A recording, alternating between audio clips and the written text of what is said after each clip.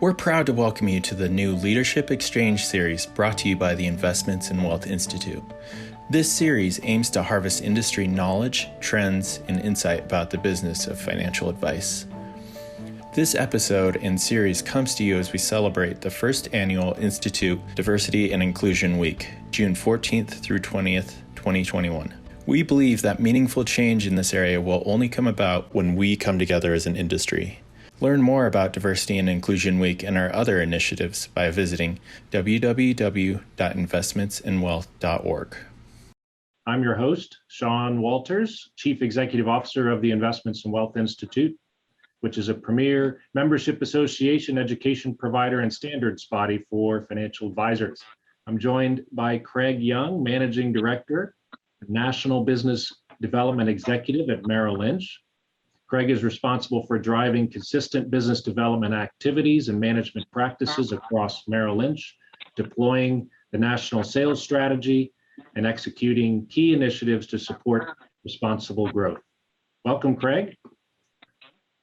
Hey, it's great to be here, Sean. Thank you for having me. Can you talk a little bit about the current climate as it relates to economic and racial equity and Bank of America / Merrill Lynch's approach? Yeah, listen, absolutely. Look, we're clearly in a time of national soul searching, and we know fundamentally that the idea of leaving entire communities behind based on racial composition is morally wrong. But not only that, it's certainly bound to spoil the chances of our society at large achieving a shared and meaningful economic prosperity. So it's commercially unsound. And at Bank of America, Merrill Lynch, diversity and inclusion is core to our culture. And I think, Sean, we have that in common between our organizations. And, to that end, I'd like to commend you and your team for your efforts here as well. You're consistently working to ensure that people of color, women, LGBTQ+, and those with disabilities, you're ensuring they all have access to professional training that is so critical to success in our industry. And so for me, on a personal and professional note, what you and team do is greatly appreciated. At our firm, Bank of America Merrill Lynch, leading diversity and inclusion starts from the top. We believe we must have that commitment there before we can ask others to live it out. And for us, that's our CEO, Brian Moynihan, our broader board of directors, and the management team. It starts there, then goes into our workforce. And when you think about, our workforce, it's one of the most diverse in the nation. Our global management team is 50% diverse. When you look at our U.S.-based workforce, it's 53% women and more than 45% people of color. And then when you step, outside of the walls of Bank of America, we have really stood out and stood up for our communities as well. And so a year ago, in June, our company announced a $1 billion commitment over 4 years. That has now increased to $1.25 billion over 5 years, with the commitment itself focused on programs aimed at advancing racial and economic equity. And specifically, we're supporting those who are creating opportunities in healthcare, jobs and reskilling, small business and housing. And, we've already allocated roughly $350 million of this capital. And, for us, what's unique is that we're very much embedded in the community. So our allocation process is not centered around a national scope, but it focuses more through what we call our market president organization, which are 91 communities spread, throughout the United States, where we can allocate these resources directly to organizations in need. And then, further, we also committed an additional $25 million to support a new Smithsonian Institute project called Race, Community, and Our Shared Future, which supports a national dialogue and just understanding the relationship between fellow human beings across the world. And so you can, see from our, perspective, we stand behind, our words with action, both internally and externally. And, this is truly foundational to how we operate. It's not just a nice to have, but it's essential to our ability to serve our clients, fulfill our purpose, and drive our responsible growth. What is Merrill doing more specifically to bring equity, diversity, and inclusion to the world of financial advice? What have you guys accomplished so far? Yeah, it's a great question, Sean. To us, diversity and inclusion is both a moral and commercial imperative.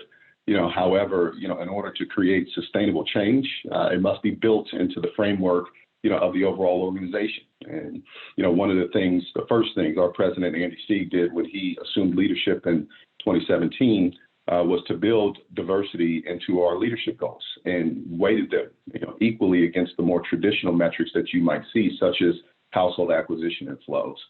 And also we've been, on a course to build what we call the modern Merrill. And central to that strategy is this concept of attracting, training, and developing people who look like the communities we're serving or want to serve, and leading them through a successful career over their lifetime here at Merrill.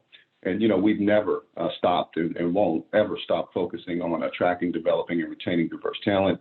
And we're always eager to add more, certainly to the Thundering Herd.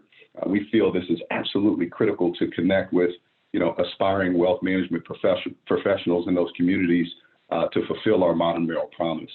And then, for us, it's certainly built into the framework of what we do, but we also believe, the other thing here is transparency and accountability. And at the end of the day, we as an organization want to be part of the broader solution.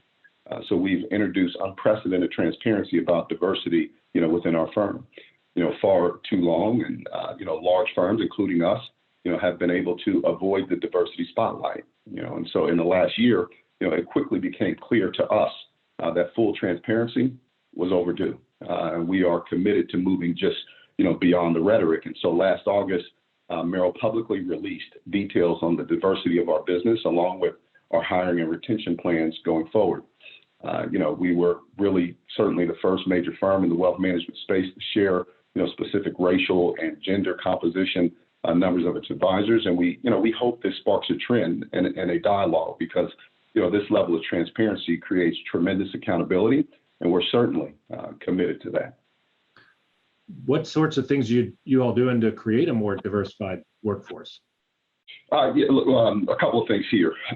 First, we have several what we call advisory councils to management and diversity networks that represent the interests of various constituencies to senior leadership and ensure our advisors of color and other minority affiliations have a voice. When we have a robust Black African American Leadership Council, a Hispanic Latino Advisory Council, and Women's Exchange. And, these are all strong programs that sponsor annual conferences for members to gather, network, share community, and best practices. And as always, Andy Sieg, our president, makes a point to be there with these groups to ensure there's a direct line of communication to him. It's important for the organization.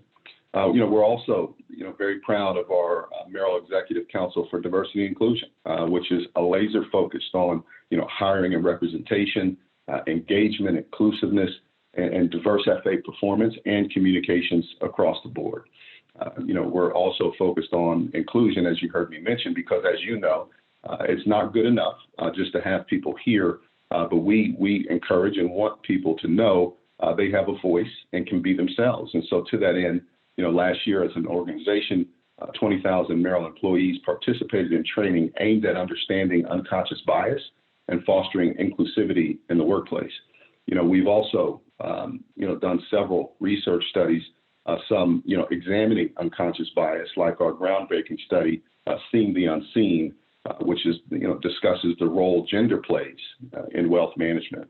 And then lastly, here, Sean, last October, we also followed up with some additional studies focused on the Black African American community, the Hispanic Latino community, and the LGBTQ plus investor community as well, with some really powerful insights designed to support not only this community, but those that serve them as well. And so there'll be more to come on this, and we look forward to sharing it with you in the months ahead. Yeah, that's terrific, Craig. And one of the things I really am excited to hear about is, and one of the reasons I was excited to talk with Merrill Lynch is you guys have actually seen some results. So talk a little bit about what results have you seen and how do you all measure success? Yeah, look, totally. We've definitely seen some positive momentum, and we're seeing increased representation at all levels, in a meaningful way. I still have more to do, though. But, to that end, Merrill's executive group includes, 10 people. 50% of our group is diverse, mirroring that of the Bank of America executive management team as well. Today, when we look at our Merrill Lynch Wealth Management Advisor trainee class, it's the most diverse in our history, 30% female, and more than a third people of color. going forward, our new program under the leadership of Eric Schimpf is, designed to help us attract and retain even greater numbers of diverse talent here in the near future.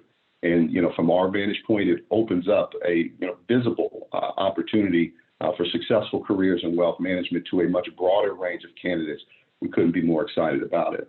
And then when you get specific, to the numbers in recent years, our female representation is up 17%, going from 18 to 21%. Our people of color representation is up, 49%, going from, 15 and a half or so to 23%. Our Black African American representation up 88%, going from 2.5% to 4.5%.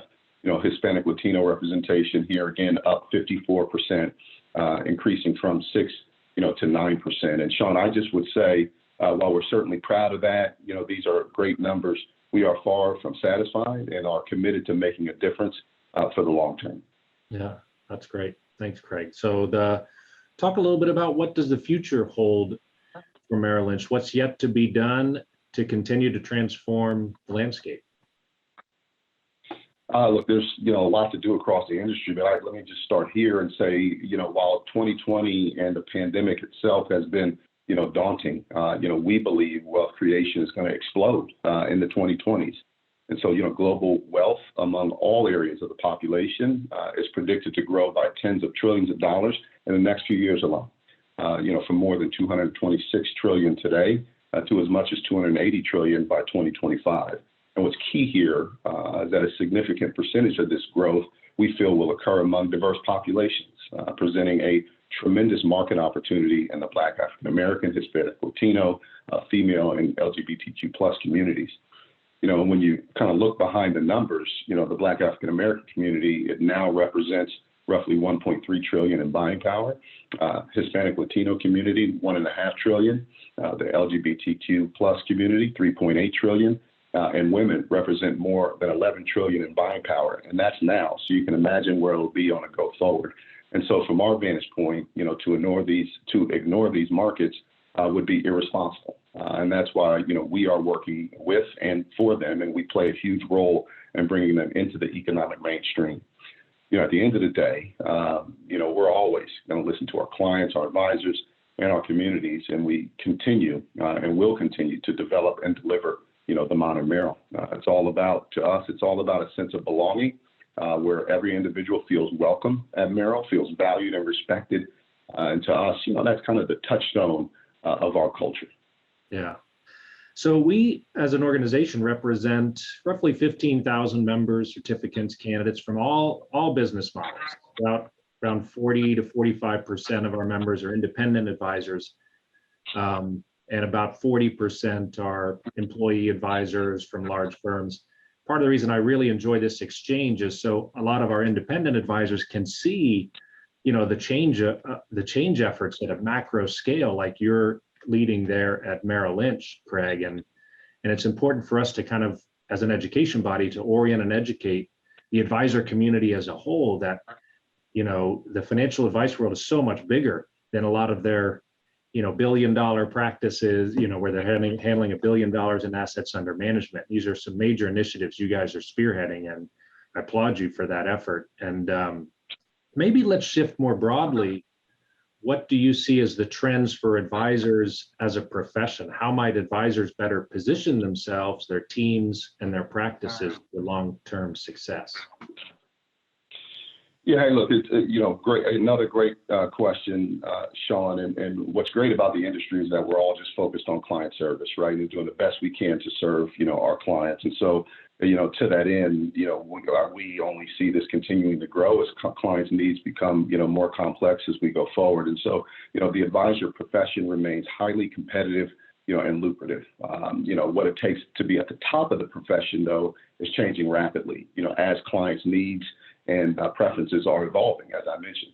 And so, this evolution has been, greatly, certainly accelerated by the pandemic. And, clients are rethinking priorities, leading to an intensified need for professional guidance that is truly holistic, encompassing various life goals and understanding of a client's full financial and non-financial circumstances. And, hence the need for planning beyond just investments. That need has intensified greatly.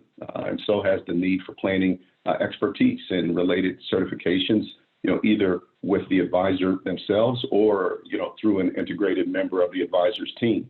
And, to that end, as we talk about client needs becoming more complex, talking about, teams, we're also seeing a clear shift from solo practitioners to team-based practices with specialized roles of planners, relationship managers, and the like, so that, advisor teams can meet these complex needs of clients and deliver for them comprehensively. Advisors can position themselves and their teams, for success by delivering, a differentiated, best-in-class client experience, and we think leading with purpose, as we see this kind of mindset coming up more in clients, as we moved through the pandemic. At Merrill, delivering a best-in-class, experience is a focus throughout the life cycle of our clients, and our, best advisors look to continually surprise and delight. They have, regular routines around communication and deliver comprehensive wealth management. So all of the clients' needs are addressed, throughout their lifetimes. This kind of ability, if you will, for our advisors to have access to a comprehensive set of competencies and solutions is really crucial for their success and resulting growth because it allows them to serve the client. The solutions we offer at Merrill, they go far beyond investing. And our platforms offer award-winning digital capabilities to continually meet the needs of our clients. And speaking of digital, right, we just went through the pandemic here. Clients we found are embracing digital in all facets of their life and across all wealth and age cohorts. To us, this means that advisors need to be tech savvy and supported by the tech infrastructure they need to find, engage, collaborate, and service clients digitally. And this last point, is important since when considering what platform to build their businesses on, advisors, should know that they need to ensure the tech infrastructure they're working with is industry leading so that their practice can be relevant, both today and well into the future. And then, lastly here, Sean, we certainly know, and we discussed this a little bit earlier, we certainly know the face of the typical high net worth client is quickly changing with the proportion of women and minorities rising, as we hit on earlier here. Hence, it is crucial and critically important that the advisor team, is as diverse as the client base it serves, in order to better understand those clients. That's a great answer. Definitely tease up future topics in this Leadership Exchange series. And hope you'll join us, at least as nothing else, as a listener in the future, Craig. One last question, how can professional associations like the Institute play a role in helping with diversity and inclusion? And how do we help with supporting and advancing the profession? Yeah, hey, Sean, there is no doubt that as good as a firm is, the credibility that comes with a well-respected and rigorous designation is something that the public is looking for from their advisors. And so, it certainly shows a commitment to the profession and to lifelong learning and to, wanting to deliver on behalf of their clients. And so, we are certainly proud of our association with IWI and have the leading number of CIMA and CPWA certificates. Our focus on comprehensive wealth management and planning is unwavering. And we certainly, as a Merrill Lynch business, we look forward to working even more closely together with you, Sean, here in the future. So what you and your team does, is vital to client service and also to advancing the diversity and inclusion cause. So thank you. Well, no, thank you, Craig. I appreciate you giving your time and all the work that you're doing and your firm is doing to really kind of move this important issue forward. It's like I said, I was excited to talk with you because there's a lot of change initiatives in the industry, and I'm a CEO. I like seeing results, and you guys are definitely having some results. So thank you, Craig. This episode is brought to you by the Investments and Wealth Institute's Thrive Center for Diversity and Inclusion. The Thrive Center's purpose is to foster a profession where financial advisors from all backgrounds thrive, thereby promoting a more diverse and sustainable workforce within the profession. Learn more about the Thrive Center's mission, upcoming events, and how you can get involved by visiting www.investmentsandwealth.org/thrive.